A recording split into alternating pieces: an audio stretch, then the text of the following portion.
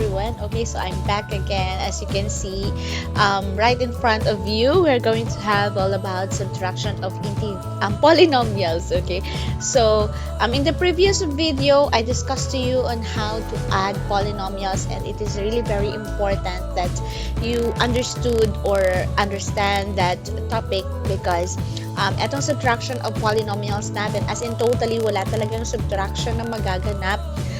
You just have to follow the following rules, okay? So in subtracting polynomials, you have to really apply the keep, change, okay? So we keep the first polynomial, change the operation, and then change all the signs of the next polynomial, okay? So ganun lang yung gagawin natin. And then babalik na tayo sa addition. And so in this case, dahil intindihan nyo naman na yung addition of polynomials, siguro kailangan medyo i-discuss ko siya ng mabilis na lang, kasi nagtagal tayo nung nakaraan.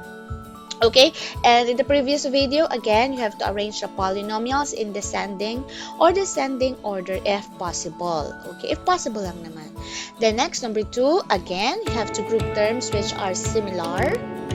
Okay, and then number 3, perform the indicated operation on numerical coefficients and copy the literal coefficients.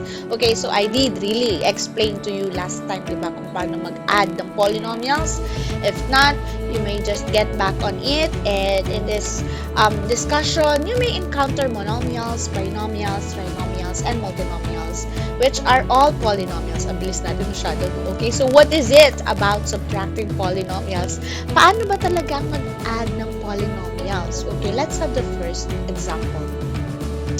I have here 10x squared yz minus 3x squared yz. So, simple lang naman. Ang gagawin lang naman natin ay is that, of course, you have to, para lang tayong katulad ng nag-a-add, kaya lang, kailangan natin talagang mag-ingat muna. Okay, so ganito ang gagawin natin, bago tayo mag-proceed sa we have to apply keep, okay, change.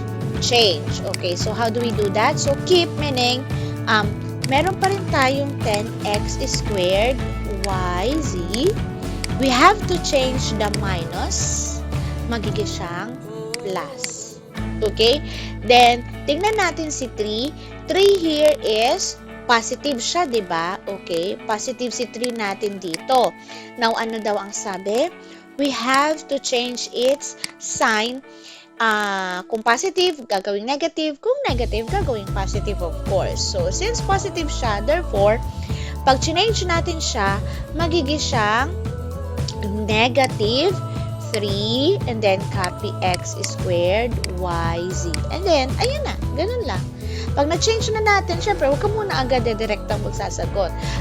Para, we have to do it one at a time. So, solve vertically. So, we're going to have copy 10x squared yz. So, 10x squared yz. Okay, so wala na talagang subtraction na magaganap. Babalik sa addition. Copy this plus right here. And then, we just have to copy negative 3x squared yz. And to solve this, remember, last time, I already told you na, ano daw ang sabi? Kapag nag-plus tayo at positive yung isa, negative yung isa, magkaiba ng sign, positive, negative, ibawas yung maliit sa madami. So, yung 3 ibawas mo sa 10, you'll have 7. And then, susundin natin yung sign na mas madami. So, mas madami or mas malaki si 10, therefore, the sign of your final answer will be positive. But we don't need to write the positive sign anymore. So, burahin. And then, copy the literal coefficients, x squared, yz. So, that will be your final answer already. Okay? So, parang extended yung discussion natin all about addition of polynomials.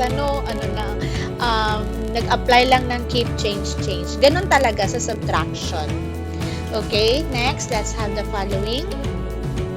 10a squared b squared plus negative 3a squared b squared. So, let's apply the keep, change, change. So, keep, change, change. Oh, wait. This is not supposed to be plus. Okay, so applying KCC, of course, we're going to have 10a squared b squared pa rin. So, 10. Okay. A squared b squared pa rin. Change minus, magiging siyang plus of course. And then, i-change na natin itong sign ng negative 3a squared b squared. So, magiging siyang positive. So, since negative siya, therefore, it becomes positive 3a squared b squared. However, we don't put a positive sign anymore, so you just erase that. Okay? And then after that, you're now ready to align your polynomials vertically. So, we're going to have 10a squared b squared, ito yun, to be added by 3a squared b squared. So, in here, you can see no problem naman kasi 10 here is positive, 3 is positive, both are positive. Final answer is positive, but we don't write a sign anymore. So, this is 13. And then, just copy the literal coefficient, a squared b squared. So, this will be your final answer. Okay? Next. I have here negative 7x squared y minus 3x squared y. So, to answer this, y o y? Okay, so apply keep, change, change. So, keep negative 7x squared y. Change the minus, it becomes plus. Okay? So, kumbaga, kung tatakpan natin si negative doon, alam natin ng try na, kasi yung negative na yon minus yon, di ba? Okay? In the previous discussion, sinabi ko na yung sign na to, sign talaga siya ng kasunod. Okay? Tama yon. Tingnan ninyo ha. Magiging sign siya ng kasunod. Di ba? 3 here is positive. And pag nag-apply tayo ng change, di ba magiging siyang negative 3? Di ba? So, yun talaga yung concept ng minus at saka negative. They have the same meaning but used in different way. Kasi kapag ganito, syempre, we read it as minus. Pero kapag nag-change ka na at naging plus na yung operation mo, therefore, kapag nag-change ka na dun at nag-change ka din sa kasunod, magiging sign na siya talaga ng kasunod na number. Okay? So, now we are ready to align our polynomials vertically. So, we're going to have negative 7x squared y. Ito yun. And then, plus, of course, negative 3x squared y. So, negative 3x squared y. And then, solving this, ano yung sabi natin nung nakaraan sa rules of exponent? Whenever we are adding that are both the same, they have the same sign, therefore, negative to. And then, 7 plus 3, that is 10. And then, you just copy the literal coefficient x squared y. And this is already your final answer. Okay? Next, let's have the following. Negative 11m cubed n minus negative 13m cubed n. So, parang, sa totoo lang, class, parang binalikan lang natin yung operations on integer. The only thing added in here is the literal coefficient. Dagdagan lang natin literal coefficient, which, in fact, it does not affect the answer naman, kasi the answer to our numerical coefficient, kasi kinokopya lang naman natin yung literal coefficient, right? So, then again, apply KCCs. This is keep, change, change. So, we're going to have negative 11 m cubed and change the minus to plus. And then, change the negative 13 magiging positive 13 m cube n. But we don't write the positive sign anymore, so let us just erase it. So just erase the positive sign. And then let's solve. Okay, align vertically. We're going to have what? Okay, so we're going to have negative 11 m cube n. Ito yun, to be added by 13 m cube n. So 13 m cube n. Now, to answer this, remember, you have to take a look at the sign of your numerical coefficient. So, the sign of your 11 here is negative. The sign of 13 here is positive. Magkaiba ng sign. Ano nga ba ulit yung paulit-ulit ko sinasabi? Even in the previous video, kapag magkaiba ng sign, ibawas yung maliit sa malaki. So, 11, mas maliit, ibawas sa 13, matitira ay 2. And follow the sign of the greater number or greater integer. 13 is positive, therefore, final answer is positive, but we don't write the positive sign anymore. And then, copy m cube n. And that is your final answer. Okay? Next, let's have more exercise. I have here the following. So, pag sinabing exercise na to, application na to ng natutunan natin. Okay? So, you have here 5x plus y minus negative 3x plus 4y. So, we can say na wala naman na tayong aayusin kasi halos parehas naman na silang magkatapat na xy, xy. The only thing is that we have to apply the keep, change, change. Okay? Let's apply keep, change, change. And what do you think will happen kapag nag-apply tayo ng keep, change, change? Okay? So, this will what happen. We are going to have 5x plus 5y pa rin. Kasi, di ba, anong sabi is just to copy. Si minus magiging, ikulog natin siya ng parenthesis ha. Kasi, ibig sabihin yung buong yun eh. So, magiging plus to. Tama? Kasi nag-change tayo. Lahat ng sign na naandito sa sunod na polynomial natin, lahat ng yon babaguhin natin. Ibig sabihin, si negative dito, pag binago natin, magiging siyang positive. Okay? Magiging siyang positive 3x. Pati yung operation, babaguhin. Magiging minus 4y. That's it.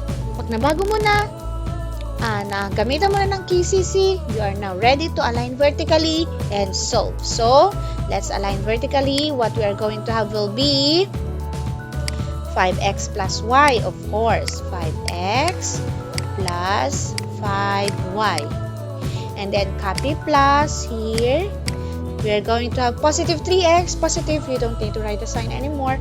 So, 3x na lang minus 4y. So, 3x minus 4y. And then, after aligning, what are you going to do next? Edi mag-solve na tayo, di ba? Parang katulad lang talaga ng previous video all about addition, as in totally binalikan lang natin, okay? So, how do we do that? 5 here is positive, 3 is positive, so final answer is positive, and then 5 plus 3 is 8. You just copy x, okay? Now, you have here positive 5 and negative 4, magkaiba ng sign, awas, ano matitira? 1. And then, sino mas mataas? Si 5 o si 4? Si 5. Anong sign? Positive. Therefore, plus 2.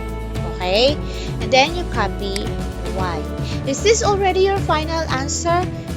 Not yet. You may wonder, ma'am, why? It's because you have to simply erase the positive sign. You don't need that. And we have to erase the 1. Ma'am, why did you erase the 1? It's because class in algebra, 1, kapag ang numerical coefficient ay 1, matik yon, burado na rin yon. Okay? Parang katulad ng positive sign lang. Binubura na yon. Kasi, understood na yon, and it is already also implied na kapag ang numerical coefficient ay 1, burado na talaga yon. Or kapag wala talaga kasi kayo nakitang numerical coefficient here, Okay, here, at some part here, understood yun na meron yun. Invisible na 1 nga lang. Okay, so you don't need to write the numerical coefficient na 1 anymore. Alright, so next, let's proceed with the following. I have here 2x squared minus 5x plus 2 minus 3x squared plus x minus 8. Okay, so this is way long. And how are we going to do that? Again, apply, keep, change, change. So, keep, change, change. So, we just have to copy. Hindi ko na ulit isusulat ha. Copy lang naman eh. Keep. Diba? And then, what we're going to have is just to change change minus, magiging plus, of course. Then, change all the sign of the numerical coefficient found in here. So, magkakaroon tayo ng negative, right? Negative 3x squared. Magigitong, so, kasi to positive. So, pag change natin siya negative. Ito naman, dahil positive siya, magiging negative. And, magiging negative x. Ito naman, dahil negative siya, so, magiging positive 8. And then, after that, you're now ready to align your polynomials. So, let's align them. We're going to have copy 2x squared minus 5x plus 2, and then this one plus we just copy this kasi halos nakatapat naman parehas, diba? Nakagroup naman yung similar terms. Ayan. And then, okay na. Let's solve. Okay, ready. So, 2 here is positive, 3 is negative. Magkaiba ng sign, bawas. Sagot, 1. Sino ang mas mataas? Si 3. Ano ang sign? Negative. Then, we just copy x squared. Okay, next. We're going to have negative 5 and negative blank. What is it? What's the numerical coefficient? 1. Parehas negative. Therefore, negative yon. Matik, ha? Then, 5 plus 1 is 6. Then, copy x. Then, we're going to have positive 2 and positive a. Parehas? Positive.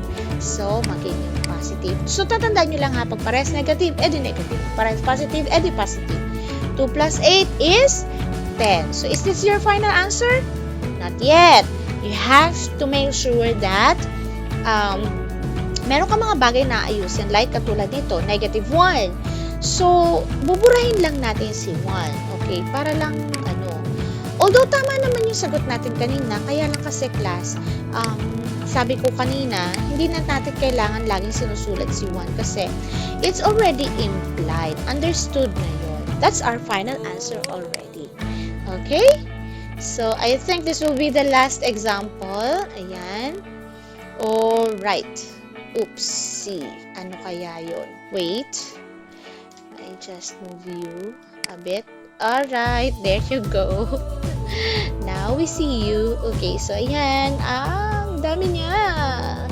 Okay, and you will also see na hindi siya naka-arrange. But that's okay. We can do that. Okay. Ayan. So, 2x squared minus 5. Keep, change, diba? So, change. It's up to you on how you are going to answer this. So, keep, change. So, 2x squared minus 5x plus 2 minus 10xy minus. So, keep. Ganun pa rin to, diba? Ganun pa rin to. Change, magiging plus. So, magiging plus. Okay? Now, change everything. Okay? Magiging what? Positive, magiging negative 7xy. Plus, magiging minus x. And then, minus, magiging plus 8. And then, minus, magiging plus ulit. So, 3x squared. Then, after that, syempre, hindi pa nakaayos yung inyong polynomials, diba? Take a look at this. Hindi siya totally maayos. So, siguro pwede na natin siyang idiretso na lang dito, para mabilis tayo. Anyway, it's up to you on how you're going to add polynomials in as fast as you can, okay? But you just have to be very careful always. So, copy 2x squared minus 5x plus, okay, unahin natin si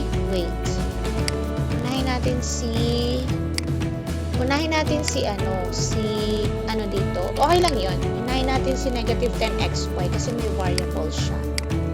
Negative 10xy.